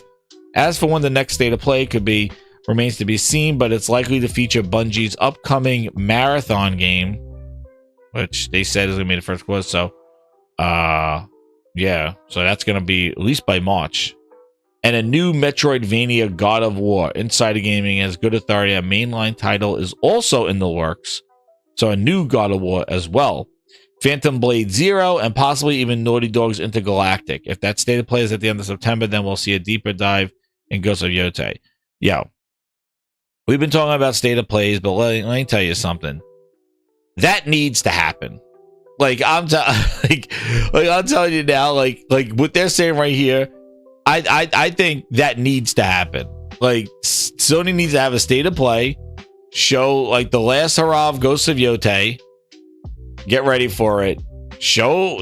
Get Marathon back in the good graces. Show this God of War Metroidvania game. Show Intergalactic or Saros, which is not on here, but they actually said we're supposed to get Saros gameplay later on this year. So maybe Saros is there instead of Intergalactic. And then Wolverine. That needs to happen. Like, that's what people have been waiting for. Like, that's what they need. They need a state of play where they just do 2 or 3, 4 games like that and just show it, and that's it. No indies, no third-party partners, global partners. Cut the bullshit of that stuff. You have enough stuff on your plate to show and entertain us. That's what needs to happen. Get the Sorrows, get Marathon back in the limelight. Hopefully you can dig that thing out of the hole.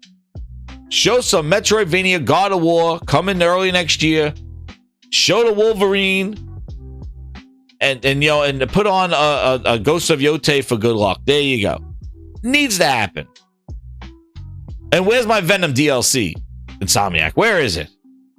But that's what needs to go. That needs to start cooking. This is what they've been doing.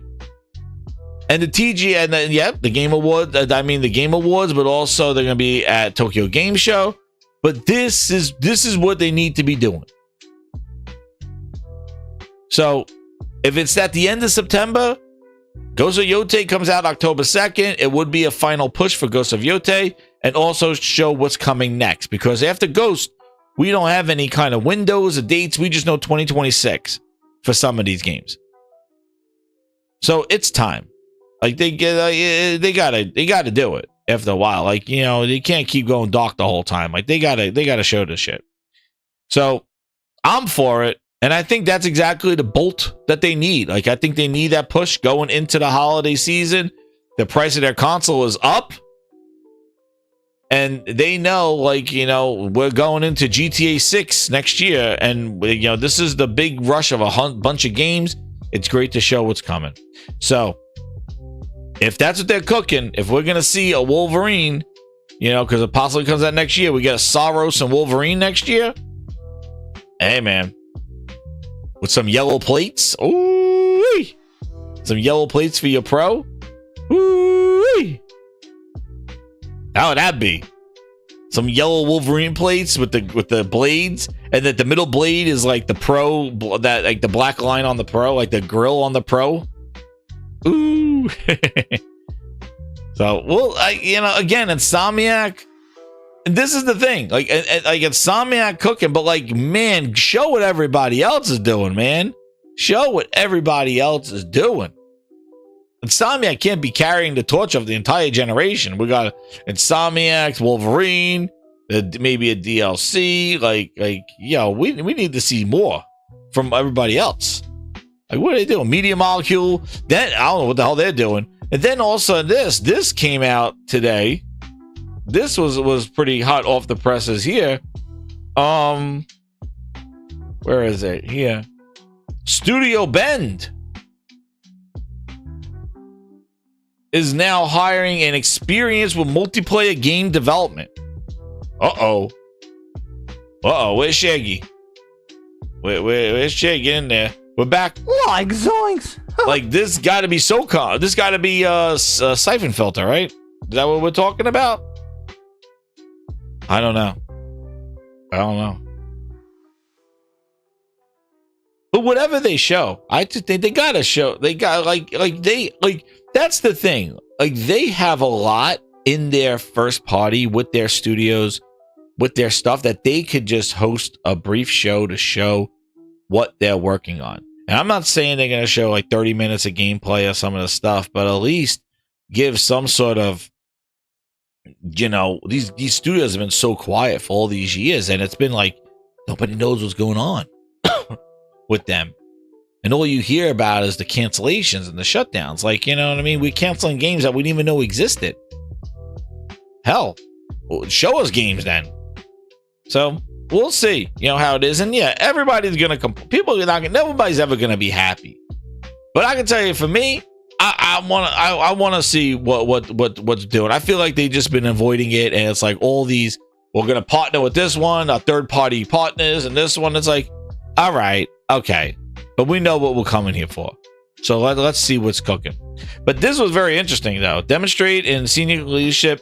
Ship AAA high-profile game, experience of multiplayer game development. So maybe the game that they're working on will have multiplayer in it. So that's what they're kind of looking for. So maybe it's one of those games like a Ghost of Yote where it's going to have the game and then maybe have multiplayer added on as well. Wow, imagine that. A game complete without add-on multiplayer. That would be wonderful on that one. So we'll see. We'll see. But that came up too. And then on the final note here, we still do not have a price on the Xbox ROG, our Xbox ROG. But we do have a price for the Legion Go 2, which has an 8.8-inch screen, an OLED,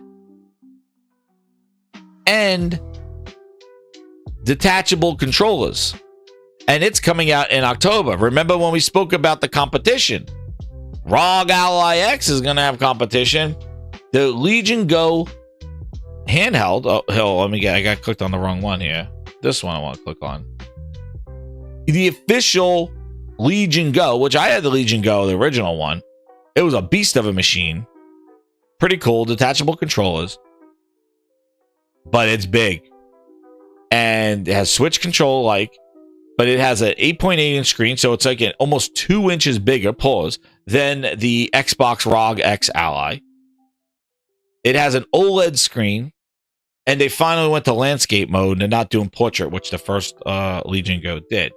But the price is that it's starting at $1,099 for a Zen 2. Same processor as the ROG X box one. Not the ROG X, the ROG Xbox one. Same processor. It's just this has detachable controllers, a larger screen, bigger battery, and an OLED 8.8. Like it's basically a tablet with attachable controllers onto it. And it is like almost $400 than the original. The original was like $700. Now they're up to $1,099 for, I think, let me see if that's the. Let me see. And I never did this with my Legion Go. I never removed the one control and used it as a mouse. And that, yeah. At least they're shipping that thing in it with it. They didn't include that last time. Yeah, that's the original one, and then that's the new one. Almost did like a Switch 2 type to it.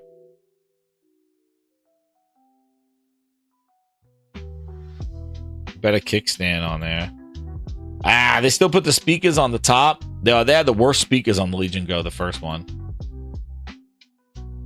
But see, they can't do front firing speakers because they have detachable controllers. So they had the sound. I hope they improve the sound. Those look like bigger speaker grills. But the Legion Go, yeah, it had speakers on the top. Yeah, and know what's crazy is that this controller. So the first one did it too.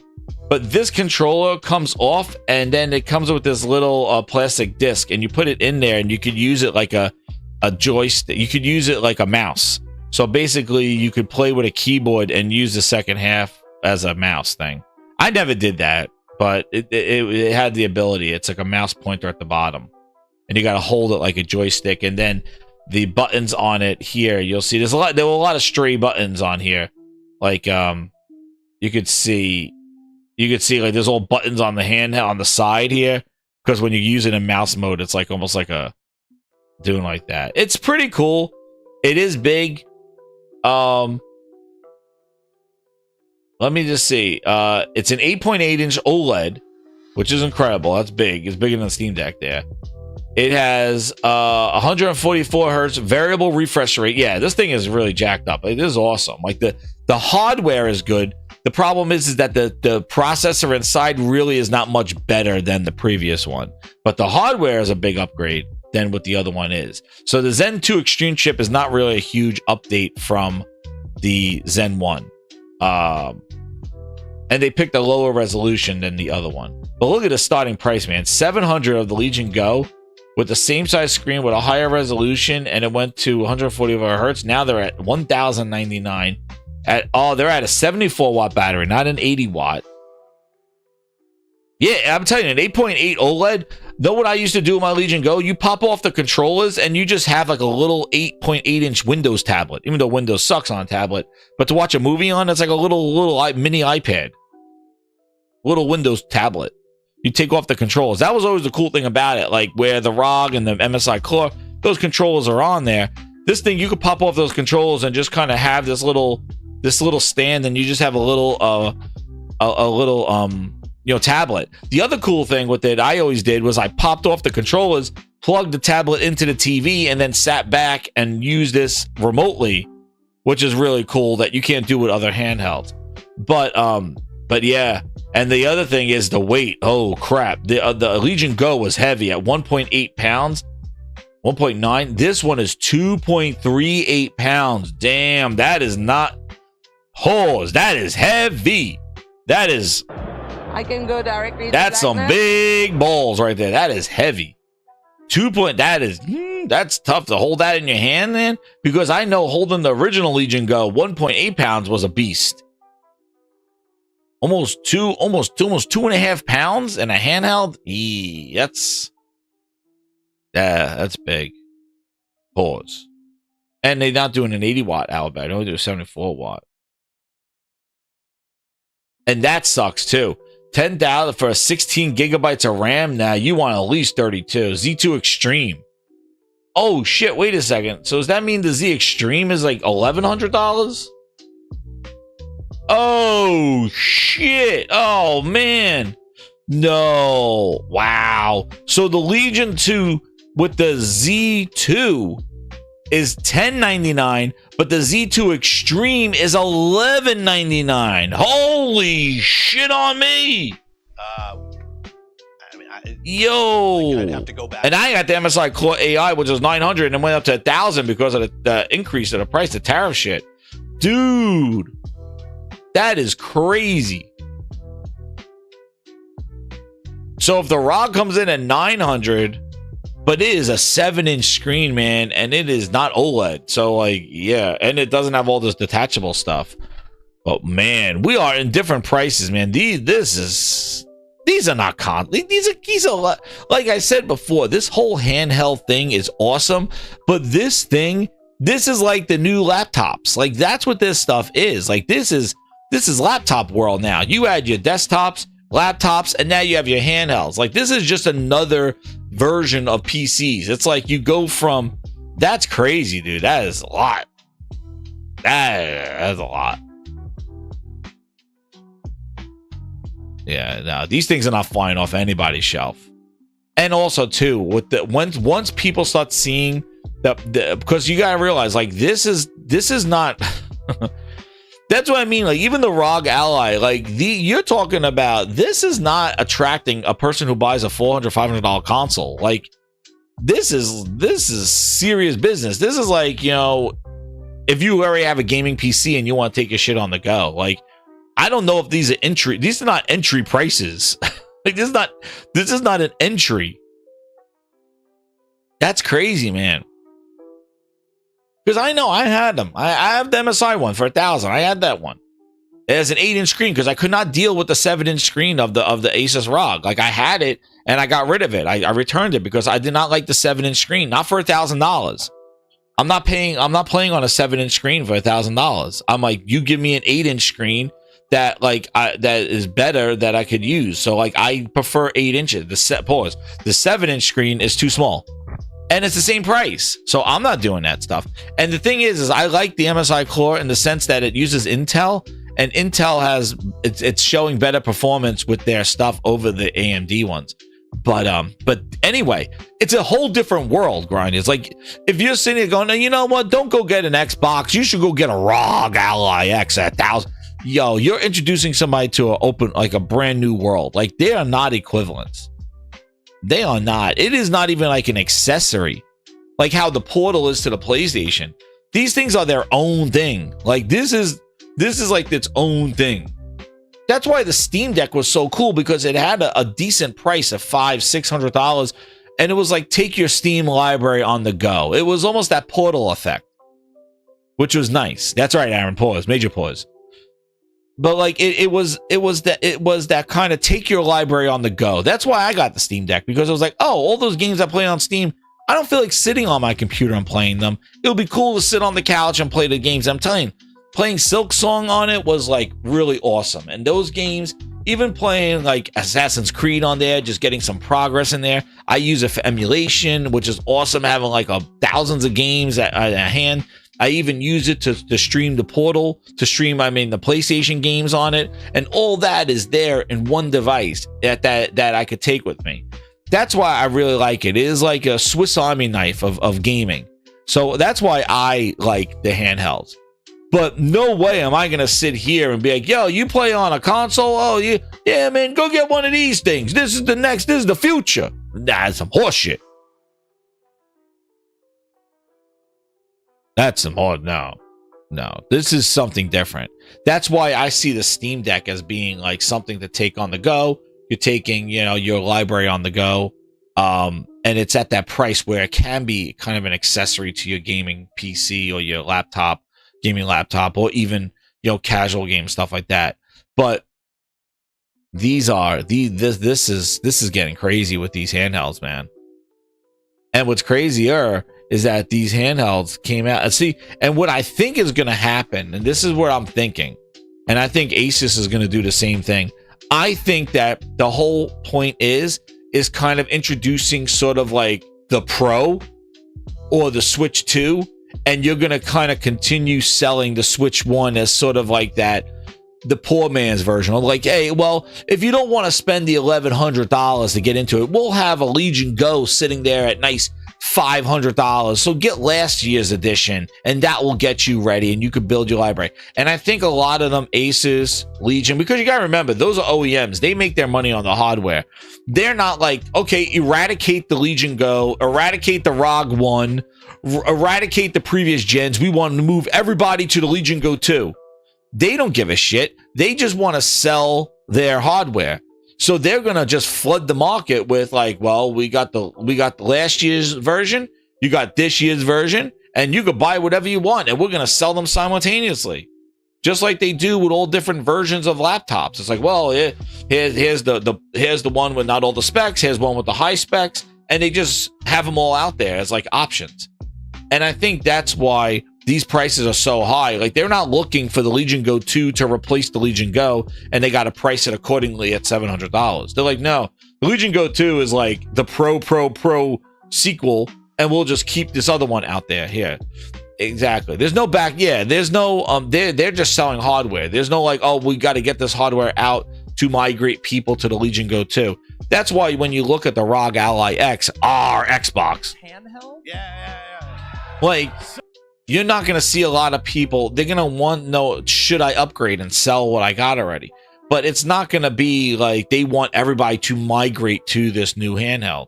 And on top of that, in the other news, and here you go, this kind of takes a lot of the luster out of the our Xbox ROG Ally, in that the Legion Go 2 is going to get that Xbox app Windows thing that they're talking about, Mr. I think. They're going to get that in spring 2026.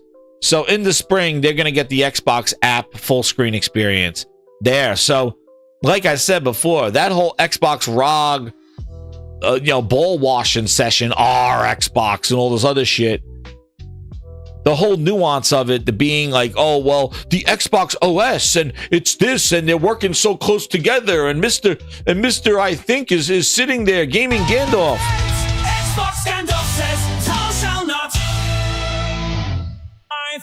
Mr. Gaming Gandalf, get in there, Mr. Gaming Gandalf.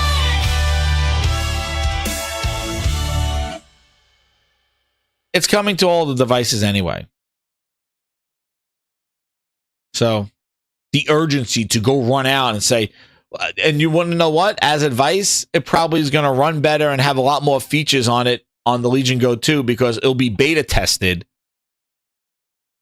by the time the Legion Go 2 comes out. So there you go. So buying that Xbox ROG Ally X, basically, it's a beta device for them to test to bring it to the other handhelds. So this is the first confirmed one outside of the Asus that they're going to get it, and it's going to go to all the other ones, I am sure, next year. And then it's going to roll out to PCs, this full screen experience type thing. But yeah, that's so that's the first one that's coming to it. So there you go. So that whole specialty of like, oh, they're working so close. This operating system is the OS that's going to boot up. No, it's not, man.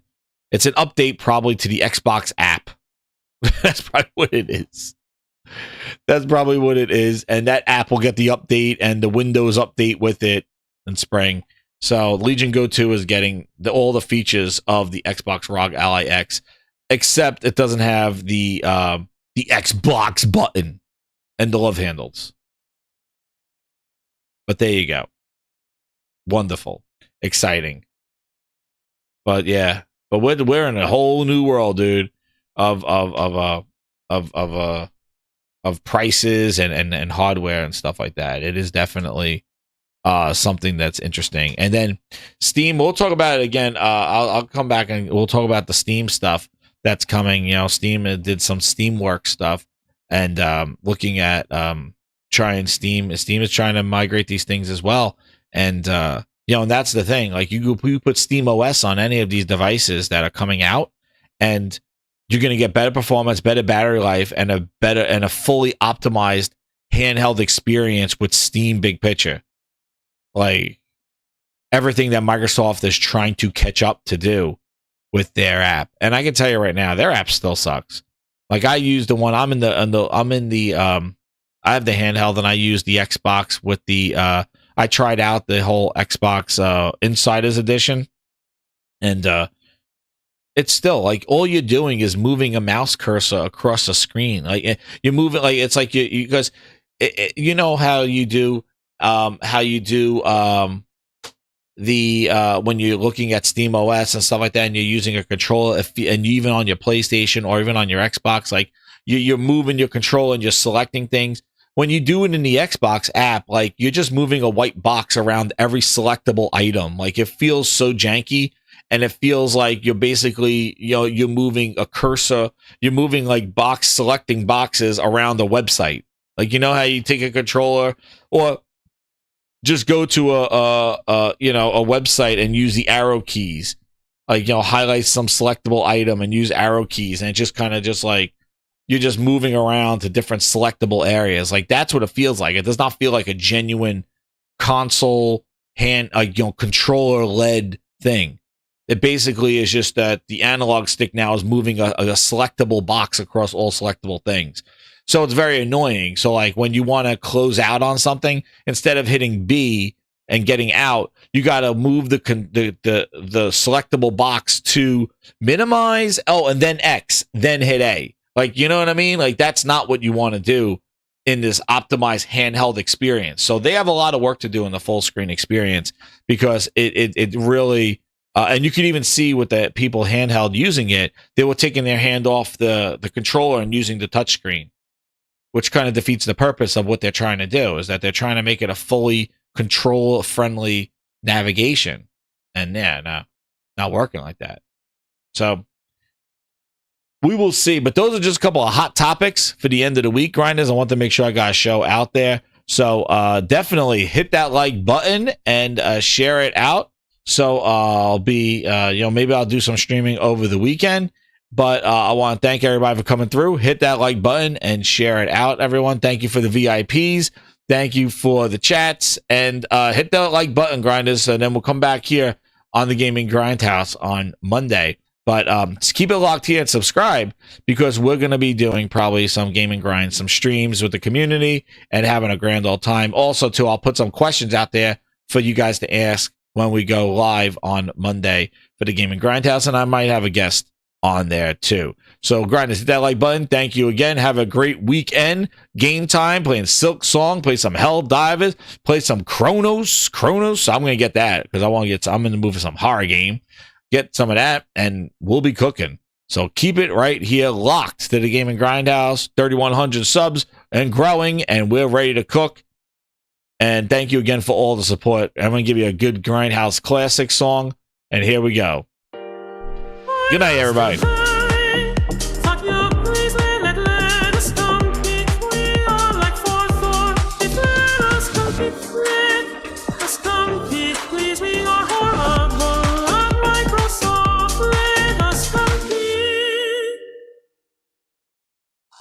I don't mind, get your ass out of here with all the bull you spread. Take a walk, Another one.